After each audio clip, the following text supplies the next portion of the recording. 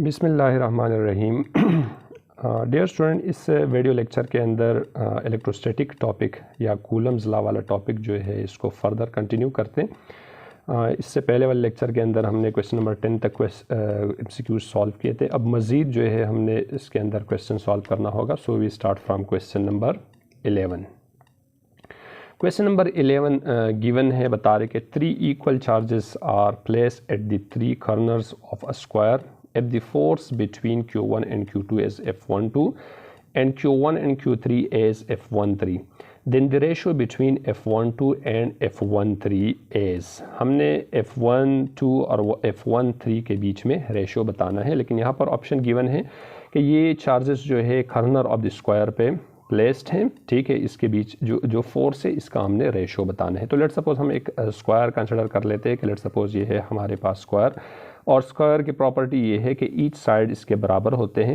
यानी let suppose हमारे पास ये वाला साइड, चारों साइड इसकी आपस में इक्वल है। एक चार्ज हमारे पास यहाँ पर है, let suppose this is Q1 Q2 और ये है हमारे पास Q3। तो बता रहे कि देखिए Q1 Q2 के बीच में जो फोर्स है इसको F12 का नाम दे दिया, और Q1 Q3 के बीच में जो फोर्स है इसको नाम दे दिया F13। तो Q1 और यानी F12 और F13 का रेशो हमने बताना है। तो देखें लेट सपोज अगर मैं F12 का इक्वेशन लिख दूं और ये साइड्स जो है इसको सपोज किया कि ये भी A के इक्वल है, ये भी A है हमारे पास, लेट सपोज R से कंसिडर किया कि ये भी R के इक्वल है, ये भी R है हमारे पास और ये भी R है। तो देखिए F12 के लिए हम कूलम्स लॉ लिख सकते हैं कि F12 is equals to K। Let suppose charges हमारे पास आ जाएगा Q1 Q2, और बता रहे कि 3 इक्वल चार्जेस इक्वल है, तो Q1 Q2 और Q3 आपस में इक्वल है, तो इसको मैंने Q लिख दिया। इसके ऊपर स्क्वायर आ जाएगा डिवाइड बाय R स्क्वायर, इसको मैंने इक्वेशन 1 का नाम दे दिया। अब देखें Q1 और Q3 के बीच में जो फोर्स है, लेकिन यहाँ पर ये जो यहाँ पर हमारे पास ये डायगोनल है इसी स्क्वायर का, यानी साइड नहीं है, साइड सब कंसिडर किया है हमने R से। अब यहाँ पर डायगोनल चेंज हो रहे, लेकिन अगर हम इस फिगर पे गौर कर ले तो यहाँ पर देखिए अगर हम डायगोनल को देख लें और इस वाले साइड पे गौर कर ले या इस वाले साइड पे गौर कर ले तो देखिए ये एक राइट एंगल ट्राइंगल बन जाते हैं। और राइट एंगल ट्राइंगल के अंदर हम जो है हाइपोटेन्यूज को फाइंड कर देते हैं पिथागोरस थ्योरम से। हम किस तरह इसको फाइंड करेंगे, लेट सपोज हमने इस वाले डिस्टेंस को फाइंड करना है, तो इसको फाइंड करने के लिए ऐसा कर देते हैं कि लेट सपोज हमारे पास ये वाला रेडियस जो है, ये वाला रेडियस एस आर प्राइम जो है Q1 और Q3, यानी जो डायगोनल है इसको आर प्राइम से मैंने डिनोट किया। ये आ जाएगा किस चीज़ के, ये भी आर के इक्वल है, R square plus R square under the root. Pythagoras theorem की मदद से मैंने इसको फाइंड किया, तो ये आ जाएगा R prime is equals to, ये बन जाएगा 2R square under the root. अब स्क्वायर रूट से कैंसिल हो जाएगा और ये बन जाएगा हमारे पास अंडर द रूट 2R। तो इट्स मीन Q1 और Q2 के बीच में जो डिस्टेंस है ये अंडर द रूट 2R के इक्वल है। और इसके लिए अगर मैं कूलम्स लॉ वाला इक्वेशन लिख दूँ या इलेक्ट्रोस्टैटिक फोर्स वाला इक्वेशन लिख दूँ F13 के लिए, तो ये बन जाएगा मेरे पास KQ स्क्वायर डिवाइड बाई, ये आ जाएगा मेरे पास under the root 2R square आ जाएगा। और ये स्क्वायर इसी रूट को कैंसिल करके इसकी सिंप्लीफाई फॉर्म मेरे पास बन जाएगा F13 is equals to KQ square divide by 2R square बन जाएगा, और इसको मैंने इक्वेशन 2 का नाम दे दिया। हमें बता रहे कि दोनों F12 और F13 का रेशो क्या होगा, तो ऐसा कर देते हैं कि 1 को 2 से डिवाइड कर देते हैं। अगर हम F12 को F13 से डिवाइड करेंगे तो हमारे पास बन जाएगा KQ square divide by R square. देखिए ये डिवाइड एंड मल्टीप्लाई रूल्स है, ये इसका उलट बन जाएगा, मतलब यहाँ पर ये डिवीजन में आ जाएगा KQ square divide by 2R square, लेकिन इसको मैंने डिवाइड एंड मल्टीप्लाई रूल से ये डिवाइड वाला मल्टीप्लाई में आ जाएगा और मल्टीप्लाई वाला डिवाइड में चला जाएगा।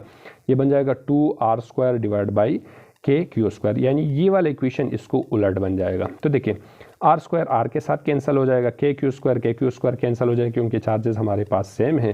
तो यहाँ पर F12 और F13 का रेशो क्या बना, हमारे पास 2 बना। तो देखिए दोनों के बीच में जो रेशो है वो बराबर है किस चीज़ के, 2 के इक्वल है। क्वेश्चन नंबर 12 बता रहे कि 2 charge sphere separated by a distance exert a force F on each other if they are immersed in liquid of dielectric constant 2, then what is the force। तो इसके बीच में फोर्स क्या होगा, यानी 2 स्फीयर को एक लिक्विड के अंदर क्या कर रहे हैं, इमर्स कर रहे हैं। तो यहाँ पर डाई इलेक्ट्रिक कॉन्स्टेंट 2 बन जाते हैं, तो इलेक्ट्रोस्टैटिक फोर्स किसके इक्वल होगा। और कूलम्स लॉ में मालूम है कि F(k)Q² डिवाइड बाई R², ठीक है। यहाँ पर क्या है, इलेक्ट्रोस्टैटिक फोर्स K की वैल्यू लेट सपोज हमारे पास K प्राइम बराबर हो गया किस चीज़ के, 2 टाइम K के इक्वल हो गया। तो देखिए इसको मैं यूँ भी लिख सकता हूँ कि F प्राइम वाला इक्वेशन अब किस चीज़ के, यहाँ पर सिर्फ जो हमारा यानी यहाँ पर जो डाई इलेक्ट्रिक कॉन्स्टेंट है वो चेंज हो रहे, तो इसको मैं लिख सकता हूँ कि K prime Q² divide by R², बाकी क्वांटिटीज़ जो है सेम है, ठीक है, वो चेंज नहीं हो रहे। अब K प्राइम की जगह पर अगर मैं 2K रिप्लेस करूँगा तो मेरे पास आ जाएगा F prime is equals to 2K Q² divide by R², और ये K Q² divide by R² किसके इक्वल है, ये बराबर है F के इक्वल है, तो यह बन जाएगा मेरे पास F prime is equals to 2F बन जाएगा। और it's mean F is equals to, ये 2 यहाँ पर मल्टीप्लाई में है, दूसरी साइड पर डिवाइड पे चला जाएगा, तो F प्राइम डिवाइड बाई 2। तो इस वक्त जो इलेक्ट्रोस्टैटिक फोर्स है वो हाफ बन जाएगा, यानी जब हमारे पास dielectric constant 2 time increase हो रहे तो electrostatic force reduced by a factor 2। तो यहाँ पर जो करेक्ट ऑप्शन है ए ऑप्शन हमारा करेक्ट ऑप्शन है क्वेश्चन नंबर 12 के लिए। क्वेश्चन 13 के अंदर गिवन है, बता रहे कि the coulomb force between 2 charges in a medium of relative permittivity epsilon R S, यानी यहाँ पर हमने फोर्सेस और एप्सिलॉन आर का जो रेशो है, यानी जो इसके अंदर हम जो एप्सिलॉन आर फैक्टर पुट करते हैं इसका हमने रिलेशन बताना है। तो इसको बताने के लिए हम ऐसा कर देते हैं कि लेट्स सपोज हमारे पास जो एयर मीडियम के लिए या फ्री स्पेस के लिए कूलम्स लॉ है F इज इक्वल्स टू, इसको हम लिख लेते हैं कि 1 divide by 4 epsilon not Q1 Q2 divide by R², लेकिन यहाँ पर मैंने शॉर्टली लिख दिया R², ठीक है। और इस तरह से हमारे पास जो डाई इलेक्ट्रिक के लिए हम लिख लेते हैं, तो F prime is equals to 1 divide by 4 epsilon Q² divide by R², और हमें पता है रिलेटिव परमिटिविटी बराबर होते हैं epsilon divide by epsilon not के इक्वल है। अगर इसमें से मैं एप्सिलॉन का ये इक्वेशन बना लूँ तो ये बन जाएगा एप्सिलॉन आर एप्सिलॉन नॉट के इक्वल हो जाएगा। और इसको अगर मैं लेट सपोज ये बना मेरे पास इक्वेशन 1, ये बना मेरे पास इक्वेशन 2, अगर इसको मैं इक्वेशन 2 के अंदर रिप्लेस करूँगा तो मेरे पास F prime is equal to, देखें एप्सिलॉन की जगह पर एप्सिलॉन आर एप्सिलॉन नॉट आ जाएगा, और इसको मैं यू भी लिख सकता हूँ, एप्सिलॉन आर मैंने इससे कॉमन ले लिया और ये आ जाएगा मेरे पास 1 divide by 4 epsilon not Q² divide by R²। देखिए ये एप्सिलॉन आर इस इक्वेशन के अंदर है, लेकिन मैंने इसको यहाँ से कॉमन निकाला, ठीक है। ये 1/4 एप्सिलॉन नॉट ये किस इक्वेशन 1 के हिसाब से F के इक्वल है, तो ये बन जाएगा मेरे पास F prime is equals to 1 over epsilon R F बन जाएगा। या इसको अगर मैं ऑप्शन के हिसाब से लिख दूँ तो F prime is equals to F divide by epsilon R बन जाएगा। तो इसका जो फाइनल इक्वेशन बन जाएगा इसी तरह से कि F prime is equals to F divide by epsilon R के इक्वल है। एंड अब है हमारे पास next MCQs। Question number 14, in a Coulomb's law the constant of proportionality K is equals to 1/4 epsilon naught has a unit K का unit क्या है। तो देखिए तो इसके लिए Coulomb's law अगेन यूज़ कर देखिए F is equals to K Q² divide by R²। हमें K का यूनिट चाहिए, तो K का यूनिट निकालने के लिए हम क्या कर देते हैं, ऐसा करें कि इसमें से K निकाल ले, तो K बराबर हो जाएगा किस चीज़ के, देखिए R² डिवीज़न में है तो ये F के साथ मल्टीप्लाई में आ जाएगा, और Q² इसके साथ मल्टीप्लिकेशन में है तो ये डिवीज़न में आ जाएगा। देखिए अब हमने यूनिट बताना है, तो फोर्स का यूनिट क्या होता है, न्यूटन होता है। डिस्टेंस हमारे पास मीटर में होते हैं, यहाँ पर स्क्वायर है तो इसके ऊपर स्क्वायर आ जाएगा, और चार्ज हमारे पास कूलम स्क्वायर आ जाएगा। तो इसका जो यूनिट है newton dot metre square coulomb square, ये K का यूनिट है। इसको हमने कूलम्स या इलेक्ट्रोस्टैटिक फोर्स की मदद से इसको हमने फाइंड किया। क्वेश्चन नंबर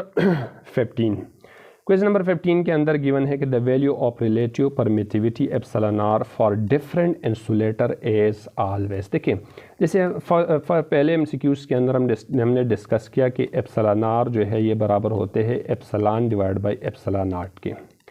ये जो एप्सिलॉन है ये है हमारे पास मतलब असल में ये है रेजिस्टेंस है, मीडियम रेजिस्टेंस है। तो देखिए एप्सिलॉन को हम स्पेशली डाई इलेक्ट्रिक के लिए यूज़ कर देते हैं, और एप्सिलॉन नॉट को हम फ्री स्पेस के लिए हम यूज़ कर देते हैं। तो देखिए लेट्स सपोज अगर हमारे पास एक दो चार्ज है और इन दोनों चार्ज के बीच में हमने एक इंसुलेटर रखा, एक डाई इलेक्ट्रिक का रखा, एक ग्लास है, पेपर है, वुड है, कोई सा भी एक डाई इलेक्ट्रिक है, तो देखिए वहाँ पर रेजिस्टेंस ज़्यादा होगा और फ्री स्पेस एयर रेजिस्टेंस हमारे पास कम होगा। तो इसका मतलब ये है कि जब हम ज़्यादा क्वांटिटी को कम से डिवाइड कर देते हैं तो हमारे पास आंसर जो है ग्रेटर देन 1 आ जाते हैं। लेट्स सपोज हमारे पास देखें एयर रेजिस्टेंस जो है डाई इलेक्ट्रिक के लिए 2 आया और यहाँ पर हमारे पास, या लेट्स सपोज हमारे पास एप्सिलॉन की वैल्यू यहाँ पर 1 आया और यहाँ पर एप्सिलॉन नॉट की वैल्यू हमारे पास तकरीबन 1 से कम है, 0.9 है। जब 1 को हम 0.9 से डिवाइड कर देते हैं तो हमारे पास आंसर 1 से ग्रेटर आ जाते हैं।